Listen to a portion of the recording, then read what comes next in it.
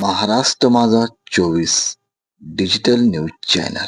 अनेकांची केसरी ration card बंद होतील असे प्रकारचे संकेत आता शासनाकडून मिळत आहेत.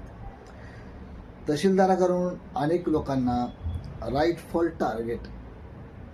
टार्गेट या अंतर्गत नोटिसा काढण्यात आल्या आहेत. जी लोक व्यवसाय करतात, जी लोक GST भरतात, जी लोक इन्कम टॅक्स भरतात, अशा लोकांचे पिवळे रेशन कार्ड, केसरी रेशन कार्ड हे पांढरे होण्याचे संकेत आता मिळू लागले आहेत. याचबरोबर हा पहिला टप्पा असेल.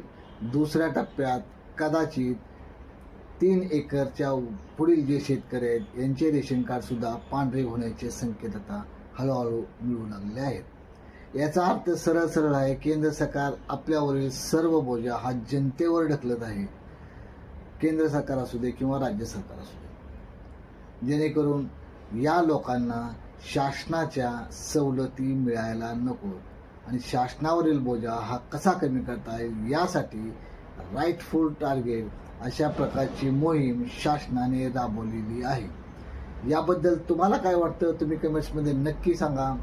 आणि महाराष्ट्र माझा 24ला फॉलो करा, सबस्क्राईब करा, व्हिडिओला लाईक करा आणि जास्तीत जास्त शेअर करा, जेणेकरून सर्वसामान्यांपर्यंत ही माहिती पुरवली गेली पाहिजे. धन्यवाद.